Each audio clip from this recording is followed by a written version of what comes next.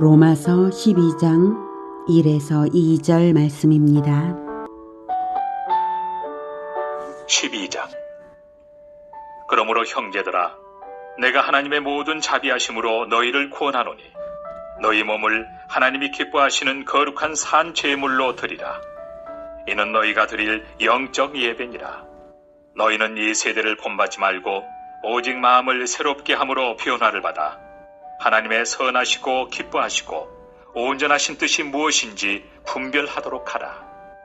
내게 주신 은혜로 말미암아 너희 각 사람에게 말하노니 마땅히 생각할 그 이상의 생각을 품지 말고 오직 하나님께서 각 사람에게 나누어 주신 믿음의 분량대로 지혜롭게 생각하라. 사랑하는 형제 여러분, 10월 29일 금요일 저녁 묵상에 오신 것을 환영합니다. 로마서는 죄인이 어떻게 거룩하신 하나님께 의를 인정받아 구원받는가 하는 것을 가르치는 책인데요. 그 구원의 진리는 1에서 8장까지 나왔습니다. 요점은 오직 하나님의 의를 전가받아야만 하는 것인데, 그것은 죄인의 죄를 대속하신 그리스도를 믿음으로써 되는 것입니다. 그리고 그 길밖에 구원의 길은 없습니다. 9에서 11장은 선민 이스라엘이 구원의 복음을 받았으나 그리스도를 배반함으로써 복음이 불순종하던 이방으로 넘어간 사실과 그 사실을 통해서 이방에 베푸신 긍휼과 동일한 긍휼로서 이스라엘에게도 동일하게 새 언약 안으로 돌아올 때에 은혜 받을 길이 열려 있음을 알게 했습니다. 이제 12장부터는 1장에서 11장까지 전체의 내용을 바탕으로, 즉 구원의 원리를 바탕으로 어떻게 적용하며 살아야 합당한지를 말합니다. 즉 구원받은 자라면 구원받은 증거가 어떻게 나타나는 것인가, 은혜 받은 자라면 은혜를 아는 삶이란 어떤 것인가, 언약 백성이라면 언약에 합당하게 산다는 것이 무엇인가, 이것을 본장부터 가르칩니다. 11장까지는 원리를 말했고 12장부터는 실천을 말하는 단계입니다. 원리만 알면 되지 왜 실천 방법까지를 배워야 하는가를 굳이 묻는다면, 우리의 신분은 하나님의 아들로 입양되었지만 우리의 수준은 도적대 중에 있는 것과도 같은 현격한 차이가 있기 때문입니다. 신분과 수준의 차이가 현격해서 우리는 늘 혼란스러워집니다. 어떤 때는 내가 구원받은 것이 정말 맞는가? 구원받았는데도 왜 죄를 저지르는 것이지? 이러며 구원받은 것을 의심하기도 하고요. 또 어떤 때는 구원은 이미 받아놨으니 내 마음대로 살아도 된다며 죄를 죄로 여기지 않은 채 죄 가운데 눌러 앉을 수도 있습니다. 그래서 우리는 그리스도인이요 언약 백성이요 하나님의 자녀라는 우리의 신분을 분명하게 인식하는 전제를 바탕으로 해서 그리스도인답게, 언약 백성답게, 하나님의 자녀답게 살아가는 도리를 배워서 표대를 향해 나아가는 인생을 살아야 합니다. 비록 중간에 실수가 있고 연약하여 넘어질 때도 있겠지만 예수 그리스도의 이름으로 즉시로 죄를 고백하며 죄사함을 받으면서 다시 일어서고 다시 나아가며 표대를 향하여야 하겠습니다. 그 표대는 바로 하나님의 형상이신 예수 그리스도입니다. 늘 예수 그리스도와 비교하며 표대 삼으시기를 축복합니다. 자, 말하자면 표대를 보여주는 것이 12장부터의 내용입니다. 표대는 즉 관역이죠. 밭갈이를 하는 농부라면 일한 끝이 되는 지점을 표대 삼아 나아가야 방향을 정확하게 알고 고든 일항을 조성하게 될 것이고요. 궁수라면 관역을 정확하게 겨냥해야만 화살 끝이 정확하게 날아갈 것입니다.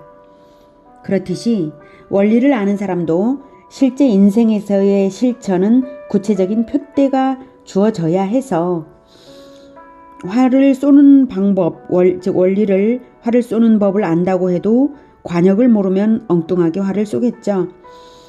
그러니까 구체적인 표대가 주어져야 해서 12장부터는 구체적인 실천 지침을 주는 부분입니다.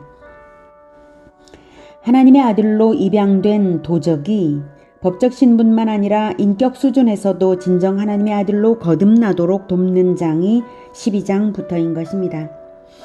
그러므로 구원받은 자들은 나의 구원이 진정 내실 있는 것으로 하나님께 만족되도록 살아드릴 각오로서 본장부터를 묵상을 거듭하시고 실천 지침으로 삼으시기를 권해드립니다.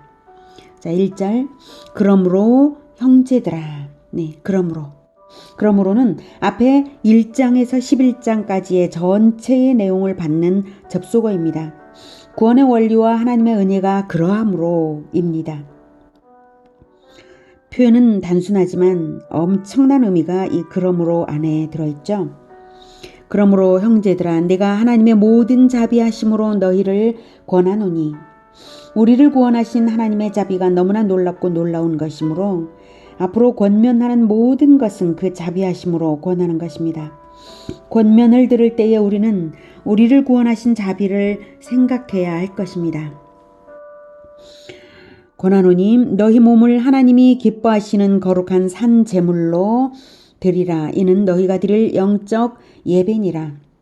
몸을 산 제물로 드린다는 것은 신체를 짐승 제물처럼 드리라는 뜻이 아니라 우리의 실천 생활로서, 그러니까 산 제물이죠. 살아있는 제물. 우리의 실천 생활로서, 인생으로서 하나님께 올려드리라는 것입니다. 너희 몸을 하나님이 기뻐하시는 거룩한 산 제물로 드리라. 우리의 인생살이를 하나님이 기뻐 받으시도록 거룩하게 살아드리라는 것입니다. 인생살이의 목적을 나를 위한 것이 아니라 하나님을 위한 목적으로 늘 하나님께 오늘 하루를 받아주시옵소서, 또는 이 한 주간을 받아주시옵소서, 올 한 해를 받아주시옵소서 기도하며 삶을 거룩하게 올려드리라는 것입니다. 하나님을 위하여 살아드리라는 것입니다. 그것이 우리 자신을 제물로 드리는 것입니다. 그런데 왜 제물로 드리라는 것일까요? 왜 하나님은 우리를 제물로 받으시길 원하시고 또 요구하시는 것일까요? 물론 지금 이 말은 사도 바울이 말하는 것이지만 하나님의 마음을 반영해서 명령하는 것이죠.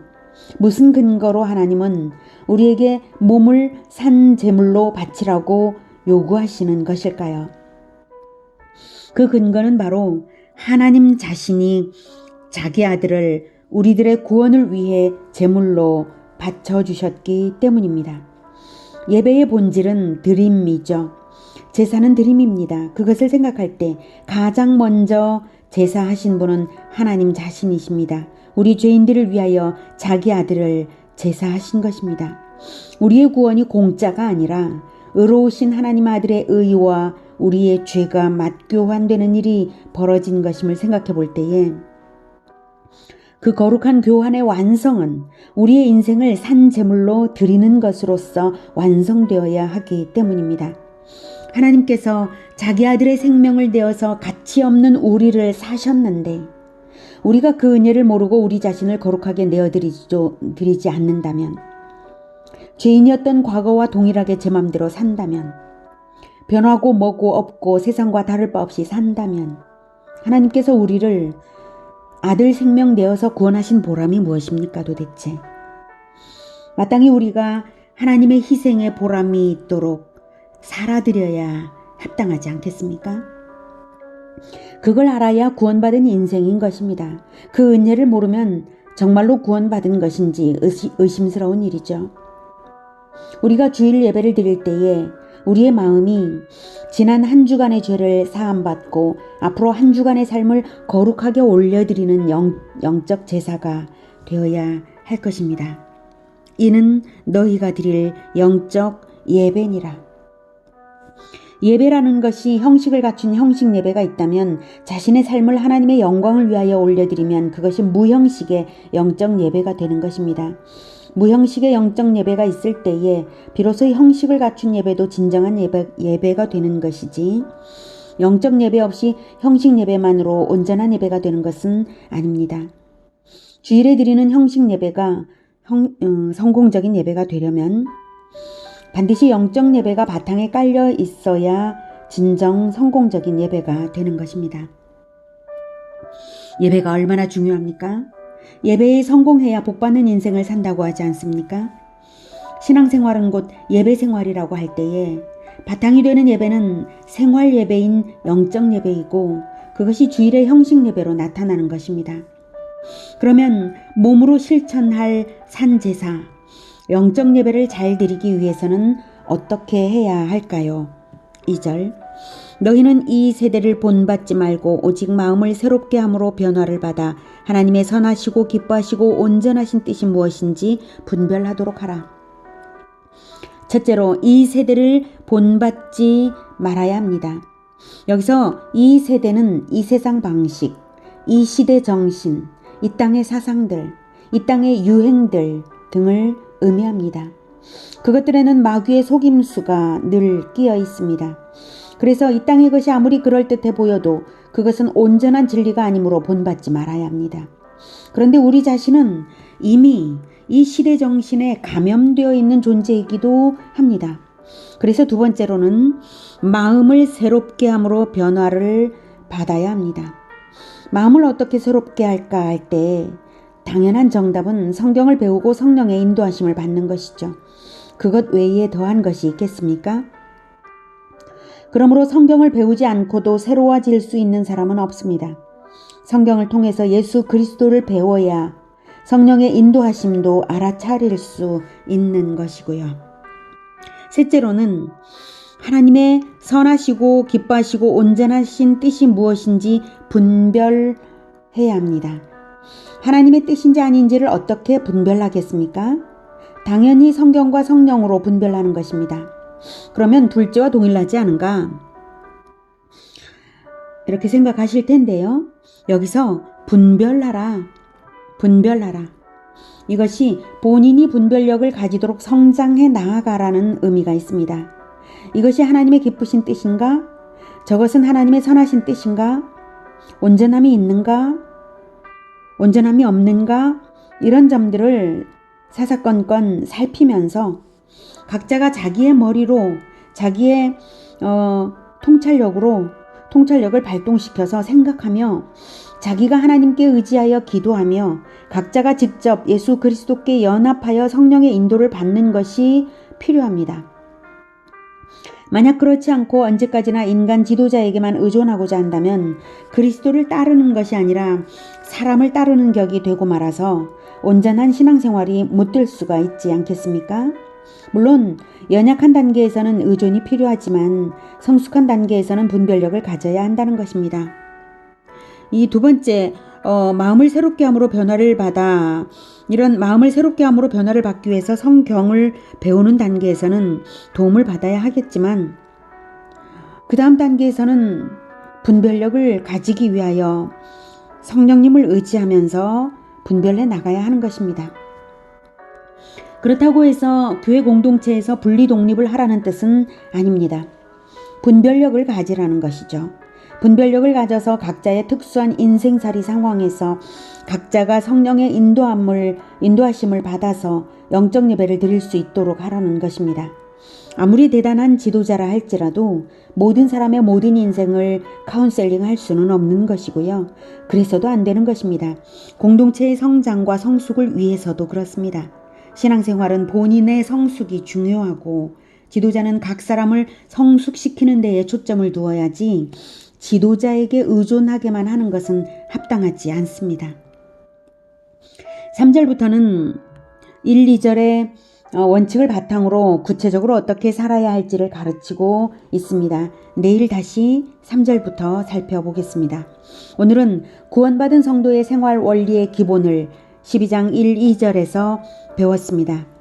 예수 생명을 받은 우리이니 우리의 삶을 영적 예배가 되도록 올려드려라. 그러기 위해서 첫째, 이 세대를 본받지 말라. 둘째, 마음을 새롭게 하여 변화받으라. 셋째, 하나님의 뜻을 분별하라. 이 세 가지입니다. 구원받은 자녀들로서 예수님의 생명으로 값치러서 구원받은 자녀들로서 우리도 역시 우리를 올려드려서 믿음을 굳건하게 한다는 것은 곧 생활로서 그리스도께 연합하는 것입니다. 우리를 올려드려서 온전하게 올려드리기 위해서는 그리스도께 연합하는 것이죠. 우리 모두의 신앙 성숙이 성숙한 생활로 나타나기를 축복합니다. 기도하겠습니다. 하나님, 우리가 예수 그리스도의 생명으로 값주고 구원을 받았기 때문에 우리의 삶을 다시 하나님께 올려드리겠습니다. 우리가 우리의 육신을 위하여 살지 않고 오직 하나님의 영광을 위하여 살겠습니다.